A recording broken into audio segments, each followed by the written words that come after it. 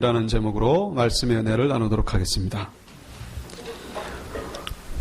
아베 피에르라고 하는 그런 프랑스 신부가 있었습니다. 2차 세계대전 때 레지스탕스로도 활약했고 또 국회의원으로도 그렇게 일을 하셨던 그런 분이신데, 이분이 어느 날 어떤 자살을 시도하다가 실패했던 한 사람을 만나게 됩니다. 왜 자살을 시도하려고 그랬냐면은 이분이 자기 아버지를 어떻게 하다가 죽이게 됐습니다. 살해를 하고서 이제 교도소에서 오랜 기간 동안 복역하고 나와서 자기 딸을 만나러 갔는데 딸이 만나주지를 않더라는 것이죠.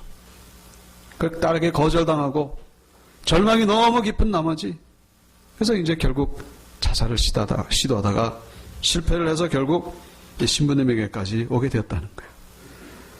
그 신부님이 하시는 말씀이, 내가 지금 당신을 도와줄 길이 하나도 없습니다.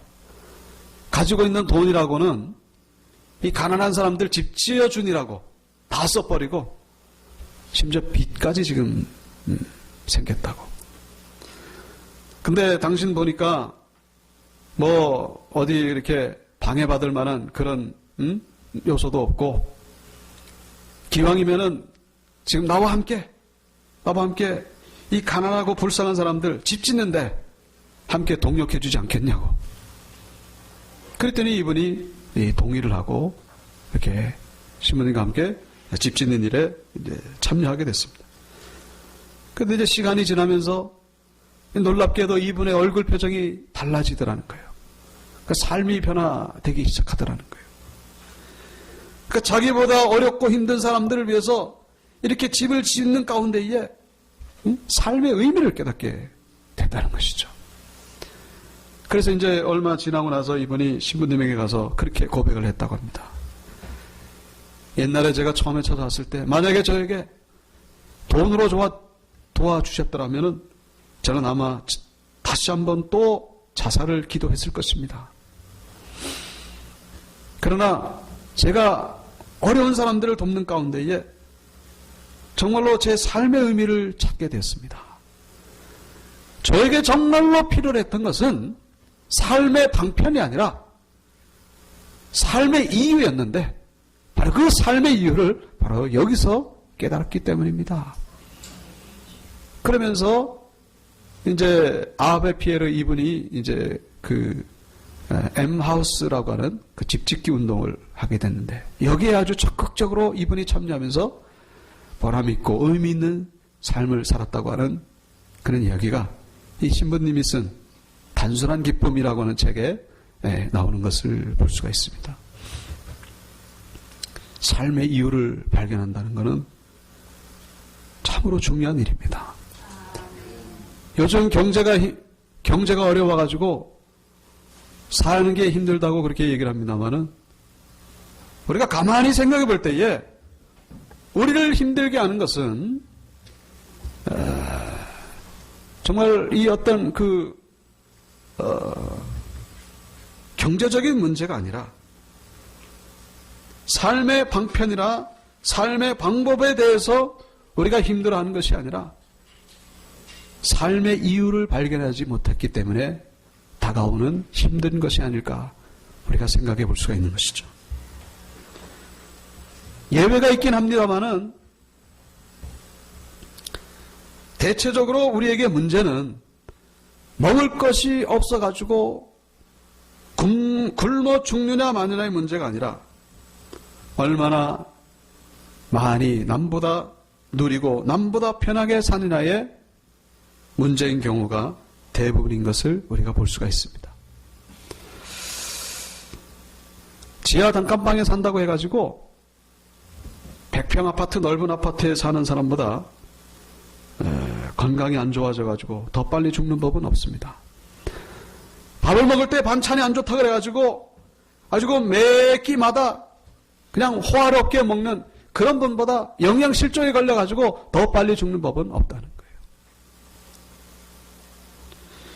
다만 이러한 환경들이 우리에게 문제가 되는 것은 삶의 이유에 대해서 정확하게 대답을 해주는 것이 없기 때문이라고 우리가 생각해 볼 수가 있다는 것이죠. 내가 이렇게 살아야 되는가? 내가 왜 사는가? 삶의 이유를 발견하지 못한 그 문제고 그 고민이라는 거예요. 삶의 이유를 발견하기만 한다면 우리의 환경이 문제가 되지 않는다는 거예요. 우리의 삶의 조건이 문제가 되지 않는다는 것이죠.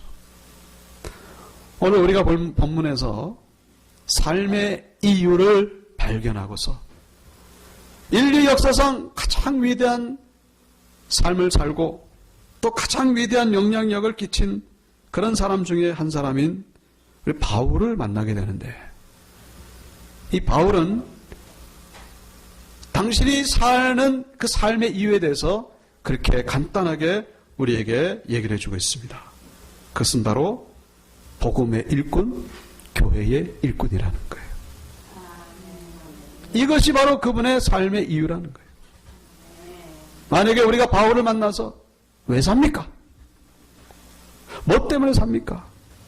묻는다면 아마 바울은 그렇게 대답할 것입니다. 나는 복음 전하는 것 때문에 삽니다. 교회를 세우기 위해서 삽니다. 그렇게 대답을 하게 될 것이라는 거예요. 우리가 이 복음의 일꾼, 교회의 일꾼, 이 일꾼이라고 하면은 우리가 두 가지를 생각하게 됩니다.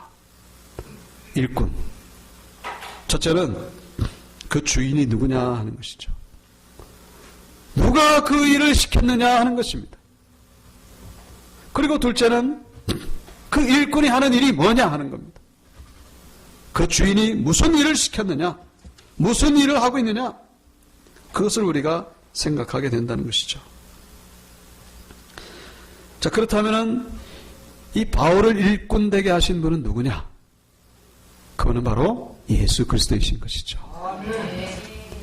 다시 말씀드리면 이 바울의 삶의 이유는 다른 게 아니고 예수님이라는 거예요. 예수님 때문에 산다는 겁니다. 예수님이 삶의 이유고 삶의 목적이라는 것입니다. 그 예수님을 주인으로 모신 삶, 그게 바로 바울의 삶이었다는 것이죠. 주인이 누구냐에 따라 가지고 그 일꾼의 격과 가치가 달라지는 것을 볼 수 있습니다. 우리가 보통 대기업에 다니는 분들 나름대로 자부심을 가지지 않습니까? 왜 그렇죠? 모시고 있는 회장이 그렇다는 거예요. 모시고 있는 CEO가 다른 것이죠. 우리 군에 가면은 운전병들이 있습니다. 근데 이 운전병들은 자기의 계급을 가지고 자기를 얘기를 하는 게 아니라 자기가 모시고 다니는 상사를 가지고 이 계급이 정해지는 것을 볼 수 있습니다. 똑같은 1등병이지만은 그 1등병이 대위를 모시고 다니느냐, 대령을 모시고 다니느냐, 아니면 3스타를 모시고 다니느냐, 이게 완전히 달라진다는 거예요. 우리 언젠가 이종구 집사님도 이제 그런 얘기를 하셨습니다만, 군 얘기를 하셨습니다만, 3스타를 모시고 다니는 1등병은요, 장교보다도 더 높은 대우를 받게 된다는 거예요. 1등병이 아닙니다, 더 이상. 왜냐? 모시고 다니는 분이 3스타이기 때문에. 그러나 대위를 모시고 다니면은 뭐 그냥 그저 그렇다는 거예요. 그 운전병의 그 계급은 자기의 계급으로 결정되는 게 아니라 상사의 계급으로 결정이 된다는 것입니다. 우리나라에 대사관들이 많이 들어와 있습니다만 다 똑같은 대사관이 아니죠. 미국 대사관과 그리고 저기 잘 알지 못하는 저 아프리카의 어떤 대사관들은 이게 같을 수가 없다는 거예요. 왜 그러냐? 미국 대사관은 누가 보냈습니까? 누가 주인입니까? 이 전 세계의 이 영향력을 좌지우지하는 이 오바마가 바로 그 주인이기 때문에, 그분이 그 상사이기 때문에 그 대사를 대하는 우리의 자세도 달라질 수밖에 없죠.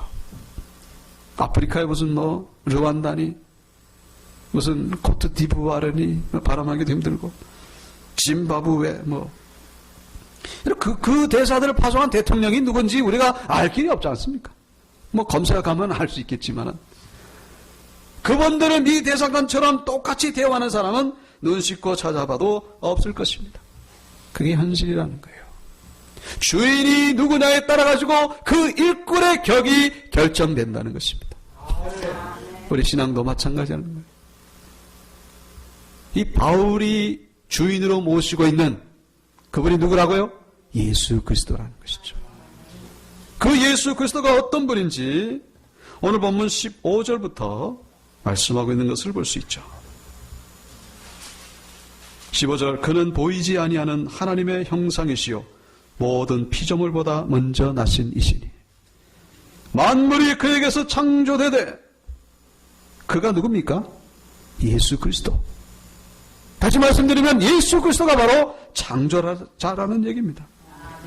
하늘과 땅에서 보이는 것들과 보이지 않는 것들과 혹은 왕권들이나 주권들이나 통치자들이나 권세들이나 만물이 다 그로 말미암고 그를 위하여 창조되었고, 또한 그가 만물보다 먼저 계시고 만물이 그 안에 함께 섰느니라.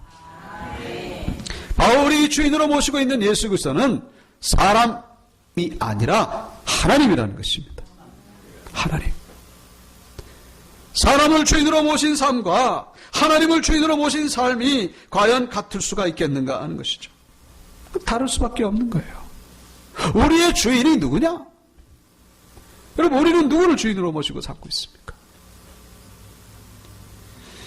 이것이 바로 바울이 그 삶을 사는 최고의 이유가 되는 것인데, 그렇다면 왜 하나님이신 예수님을 주인으로 모실 때에 그때에 얻게 되는 이익이 무엇인가? 그 이익이 무엇인가에 대해서 23절에서 말씀하고 있죠. 한 단어로 말씀하고 있습니다. 그게 뭘까요? 그게 바로 복음의 소망이라는 것입니다. 복음의 소망. 이 복음은 뭐예요? 예수 그리스도를 말하죠. 예수 그리스도의 소망. 다시 말씀드리면 소망이 어디에 있다? 예수님께 있다, 그런 얘기입니다. 예수님에게 소망이 있기 때문에 그분을 주인으로 모시고 산다는 거예요. 여러분, 우리는 뭐가 소망입니까? 우리에게 소망이 무엇입니까? 우리 자녀가 소망입니까? 우리 부모님이 소망입니까? 아니면 내 통장에 있는 그런 재산이 소망입니까? 그러나 이 모든 소망들은 결국은 안개와 같이 없어지고 만다는 사실을 우리가 절대로 잊어서는 안 된다는 것이죠. 이제 그 직장 정년이 58세에서 60세로 늘었다고 합니다. 그럼 58세나 60세나 거기서 거기죠. 2년 늘었다고 그게 뭐 얼마나 달라지겠습니까? 아무리 좋은 직장, 좋은 상사를 모시고 있다고 해도 은퇴 이후를 생각해야만 될 수밖에 없는 것이 우리의 현실이죠. 그 퇴직금 다 까먹고 잘못 사업해가지고 실패하고 얼마나 그런 경우가 많은지 모릅니다. 소망이 없다는 거예요. 궁극적인 소망이 없다는 것입니다. 어저께 신문을 보니까 북한의 고위 관료들, 이전에는 아주 그냥 신의 직장으로 불렸던 그 조선노동당 중앙위원회, 누구라도 그냥 거기 들어가려고 했는데 지금은 안 들어간다는 거예요. 거기 들어가기를 꺼려한다는 거예요. 거기 들어가면 아주 좋은 대우를 받고 아주 높은 임금을 받고 그러는데 거기를 들어가기 싫어한다는 거예요. 왜 그럴까요? 대충 짐작하시겠지만은 거기 들어가가지고 잘못 그 김정은의 비위를 거슬렸다가는, 잘못 그 실수했다가는 숙청당한다는 거예요. 숙청당하는 뭡니까? 사형이죠, 사형. 죽음입니다. 그냥 중간 계급이나 말단 직원은 아무리 잘못해도 그냥 문책으로 끝나고 말입니다만은 이 조선노동당에서 잘못했다가는 숙청이 된다는 거예요. 그러니까 돈을 아무리 받아도, 아무리 대우를 좋게 받아도 뭐가 없습니까? 소망이 없다는 거예요. 소망. 지금 당장은 좋을지 몰라도 미래가 보이지 않는다는 것입니다. 여러분, 정도의 차이가 있을지언정 우리의 현실이 다 거기서 거기라는 것입니다. 우리 현실이 그렇다는 것이죠. 사랑하는 육교회 성도 여러분, 이 세상에는 절대로 궁극적인 소망이 없다는 사실을 잊지 마시기를 주 이름으로 축원합니다. 이 세상에는 궁극적인 소망이 없어요. 왜 저 선진국 부자 나라들에서 유독 자살률이 많습니까? 왜 가난한 나라는 없는데 부자 나라가 많습니까? 그 이유는 가만히 생각해 보면 그래요. 밑바닥에 있을 때는요, 높은 데 올라가면 뭐가 있겠거니? 뭐가 있겠거니? 이게 늘 기대감이 있거든요. 그 언젠가 옛날에 봤던 그 그림이 그려진 책, 꽃들에게 희망을 이라는 그런 책이 있어요. 그 애벌레들이 막 올라갑니다. 열심히 올라가요. 올라가니까 나도 올라가는 거예요. 못 모르고. 꼭대기에 뭐가 있겠거니? 열심히 올라갑니다. 올라가니까 아무것도 없는 거예요. 아무것도. 그 기대를 가졌던 게 한순간에 무너지는 것입니다. 여러분, 부자 나라가 자살률이 높은 게 그런 이유로 우리가 생각해 볼 수 있습니다. 가난할 때는요, 그 목표가 있거든요. 뭔가 한 단계 한 단계 올라가는 그런 그 꿈이 있고 소망이 있고 기대감이 있습니다. 그런데 정상에, 소위 정상이라고 하는 올라와 보니 아무것도 아니에요. 뭐 별 볼 일 없더라는 거예요. 기대와는 너무나 다른 겁니다. 거기서는 결국 절망을, 더 이상 올라갈 데가 없다 보니까 결국은 거기서 공허감을 느끼게 되는 것이고, 거기서 인생의 쓸쓸함을 느끼게 되더라는 것이죠. 이 세상 사람들이 다 그와 같이 산다는 것을 우리가 절대로 해서는 안 된다는 것입니다. 그래서 시편 62편 5절 말씀이죠. 나의 영혼아 잠잠히 하나님만 바라라. 물은 나의 소망이 그로부터 나오는도다. 다 같이 읽어볼까요? 시작. 나의 영혼아 잠잠히 하나님만 바라라. 물은 나의 소망이 그로부터 나오는도다. 아멘. 이게 바로 우리의 삶의 이유가 되어야 된다는 거예요. 뭐 때문에 사십니까? 무엇이 우리의 소망입니까? 세상에 두지 마시고 궁극적인 영원한 소망이 되신 예수 그리스도를 우리의 주인으로 모시고 살 때에, 그게 뭐라고요? 그게 바로 복음의 일꾼이다. 그런 얘기예요. 복음의 일꾼. 예수님을 전하고 예수님을 내 삶의 주인으로 모신 삶. 그럴 때 우리에게 뭐가 생깁니까? 소망이 생기게 된다는 것이죠. 이 소망을 가지고 살아가는 모두가 되기를 주 이름으로 축원합니다. 그렇다면 이 복음의 일꾼의 해야 될 일이 뭔가? 복음의 일꾼의 주인은 예수 그리스도시고, 해야 될 일은 뭡니까? 해야 될 일은 바로 오늘 24절, 25절에 나오죠. 나는 이제 너희를 위하여 받는 괴로움을 기뻐하고 그리스도의 남은 고난을 그의 몸된 교회를 위하여 내 육체에 채우노라. 내가 교회의 일꾼 된 것은 하나님이 너희를 위하여 내게 주신 직분을 따라 하나님의 말씀을 이루려 함이니라. 이 복음의 일꾼이 해야 될 일은요, 다른 게 아니고 교회를 세우는 데 있다는 것입니다. 교회를 세우는 것. 거기에 우리 인생의 초점이 맞춰져야 된다는 것입니다. 이게 바로 우리의 삶의 두 번째 이유가 된다는 거예요. 이것이 우리 마음 가운데 들어오게 되면은 삶의 이유가 생기고 소망이 생기고 삶의 에너지가 생긴다는 것입니다. 무기력했던 삶 가운데에 생기가 돋아나기 시작한다는 거예요. 뭐 할 때요? 예수를 만나고 그리고 교회를 세워가는 목표의식이 설정될 때에 놀라운 그런 소망이 생기고 에너지가 생긴다는 것입니다. 교회를 세우고 그 다음에 28절에 나오죠. 우리가 그를 전파하여 각 사람을 권하고 모든 지혜로 각 사람을 가르치면 각 사람을 그리스도 안에서 완전한 자로 세우려 함이니. 성도를 완전케 하는 것, 성도를 온전히 세우는 것, 그게 바로 복음의 일꾼의 사명이라는 것입니다. 이것 때문에 우리가 살아간다는 거예요. 우리 각자 나름대로 직장이 있습니다. 각자 나름대로 하는 일이 있죠. 그러나 그 모든 일의 궁극적인 그 근본적인 목표가 어디라고요? 바로 교회 세우는 데 있다는 것입니다. 그것 때문에 우리가 직장 생활을 한다는 거예요. 그것 때문에 열심히 공부를 한다는 것입니다. 그것 때문에 열심히 뭐예요? 우리가 모든 삶의 활동을 한다는 거예요. 이게 분명하지 않으면은 우리는 지치게 된다는 것입니다. 인생의 실증을 느끼게 됩니다. 공허를 느끼게 돼요. 그리고 허전함을 느끼게 됩니다. 아무것도 남는 게 없습니다. 요즘 우리가 오후 예배 때 교회가 무엇인가에 대해서 우리가 공부를 하고 있습니다. 교회가 무엇인가? 특별히 오늘 오후 예배 때는요, 교회의 직분에 대해서 우리가 함께 나누려고 합니다. 교회 직분, 집사 직분, 장로 직분, 권사 직분. 이 직분이 뭡니까? 이 직분이 바로 교회의 일꾼이 되는 것이다 라는 것입니다. 교회의 일꾼. 이 바울이 지금 표현하고 있는 이 교회의 일꾼, 그게 바로 직분자를 얘기를 하는 거예요. 근데 그 교회의 일꾼이 뭘 하는 일이라고요? 교회를 세우고 그리고 그리스도 안에서 사람을 온전케 세우는 것. 이게 바로 우리 복음의 일꾼들이 해야 될 일이라는 것입니다. 이것은 결코 쉬운 일이 아닙니다. 24절에 뭐라고 말씀하고 있죠? 나는 이제 너희를 위하여 받는 괴로움을 기뻐하고. 괴롭다는 거예요. 육신적으로 보면 괴로운데 그게 바로 기쁨으로 다가오게 된다는 것입니다. 그리고 그리스도의 남은 고난을 그의 몸된 교회를 위하여 내 육체에 채우노라. 바울의 삶의 모든 초점이 어디예요? 바로 그리스도의 남은 고난. 예수님께서 십자가에서 죽으심으로 모든 죄의 문제는 해결됐습니다. 그러나 우리 성도가 해야 될 일이 남아있다는 거예요.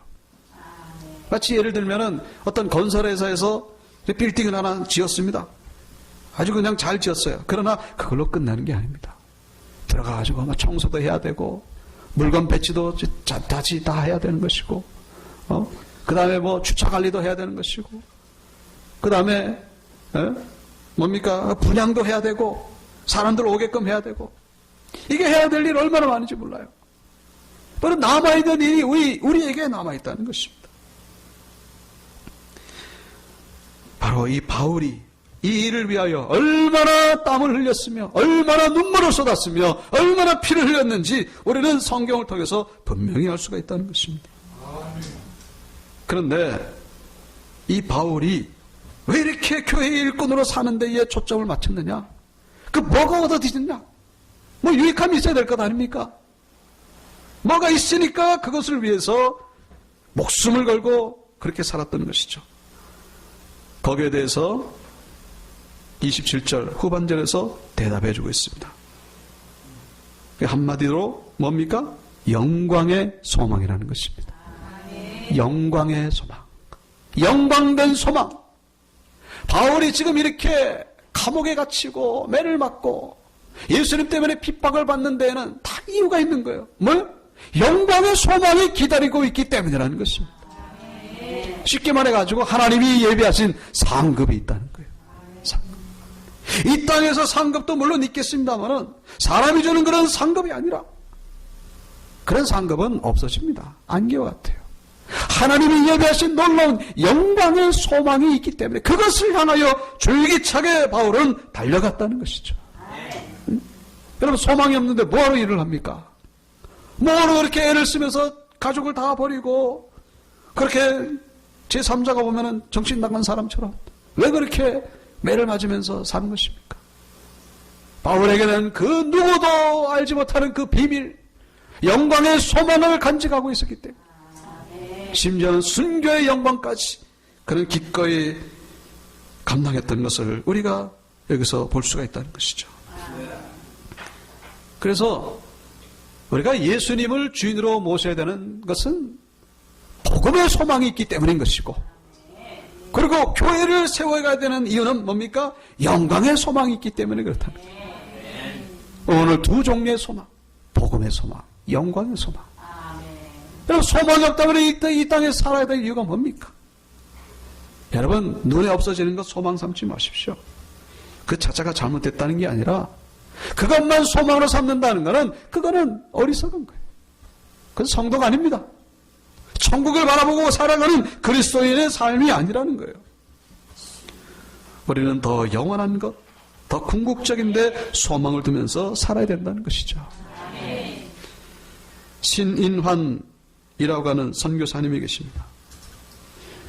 이분이 군대 시절 때 아주 고되게 훈련하는 가운데에 자기도 모르게 그런 고백을 하나님 앞에 했다는 거예요.